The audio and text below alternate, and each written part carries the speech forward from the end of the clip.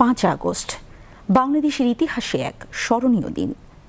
সেদিন রাজধানীর রাজপথে শিশু থেকে প্রবীণ, নারী থেকে শ্রমজীবী, শিক্ষার্থী থেকে ব্যবসায়ী সব শ্রেণী পেশার মানুষের স্বতঃস্ফূর্ত অংশগ্রহণে সৃষ্টি হয়েছিল এক ভিন্ন আবহ।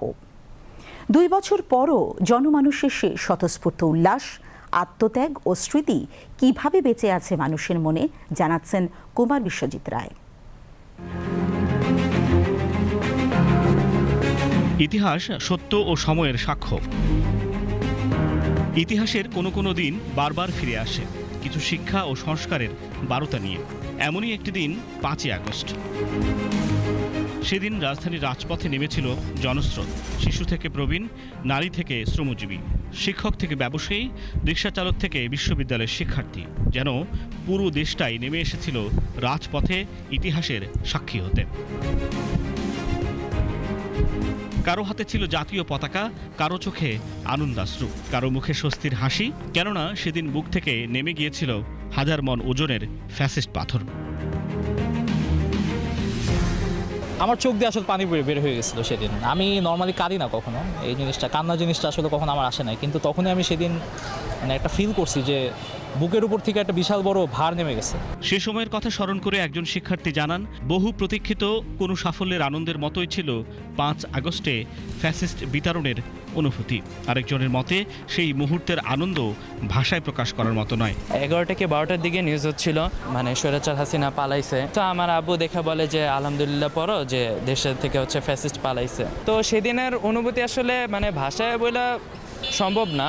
আমার অ্যাডমিশনে চান্স পাওয়ার মতো একটা অনুভূতি হয়েছিল। 5 আগস্টের দিনটা আমার কাছে আলটিমেটলি, যদি বাংলাদেশের প্রেক্ষাপটে চিন্তা করেন, এটা খুবই গুরুত্বপূর্ণ একটা দিন। কারণ বিগত 17 বছরের যে ফ্যাসিস্ট একটা যে ব্যাপার ছিল, ফ্যাসিস্ট যে একটা সিস্টেম ছিল, এই পুরো সিস্টেমের পতন আলটিমেটলি ওই দিন হয়ে গেছে বাংলাদেশে। ঢাকা বিশ্ববিদ্যালয়ের বেগম রোকেয়া হলের একজন শিক্ষার্থী জানান, আন্দোলনের সময় হল ছাড়তে হওয়ায় 5ই আগস্ট তিনি ঢাকায় ছিলেন না। তবুও টেলিভিশন ও সামাজিক যোগাযোগ মাধ্যমে মানুষের উল্লাস দেখে তিনি আবেগ আপ্লুত হয়েছিলেন। আমরা এই দিনটার অপেক্ষায় ছিলাম, সব কিছুর অবসান, সব বিজয় ধ্বনি যেন ওই 5 আগস্টে শেখ হাসিনা যখন দেশ ছেড়ে পালিয়েছে, ওই খবরটা শোনার মাধ্যমে আমরা অনুভব করেছি। বিশ্লেষকদের মতে এমন মুহূর্তে সব শ্রেণী পেশার মানুষের একসঙ্গে রাজপথে নামা একটি জাতির সম্মিলিত অভিজ্ঞতা ও স্মৃতির প্রতিফলন।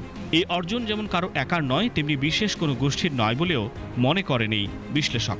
দল এবং দলের বাইরে যারা দলও করেন না, সব মানুষের কিন্তু সম্মিলিত অংশগ্রহণ ছিল, এবং এইটার যে একটা সম্মিলিত অংশগ্রহণের মধ্য দিয়ে যে এই গণঅভ্যুত্থানটার বিকাশ ঘটেছে, গণঅভ্যুত্থানটা ঘটেছে, সেই জায়গাটাকে অনেক বেশি গুরুত্ব দেয়। এবং গণঅভ্যুত্থানের ইতিহাসটাকে দলীয় পরিচয়ের বাইরে গিয়ে, দলীয় বৃত্ত থেকে বের হয়ে, এটা যে সব মানুষের সার্বজনীন একটা গণঅভ্যুত্থান ছিল, ইতিহাসটা যেন ওভাবে লেখা হয়, সেই ব্যবস্থাটা নেওয়া, যাতে আমাদের যে সলিডারিটিটা তৈরি হয়েছিল এই 5ই আগস্টের গণঅভ্যুত্থানকে আমাদের নিজেদের মধ্যে, সেই সলিডারিটি থেকে দীর্ঘতে টিকে রাখা।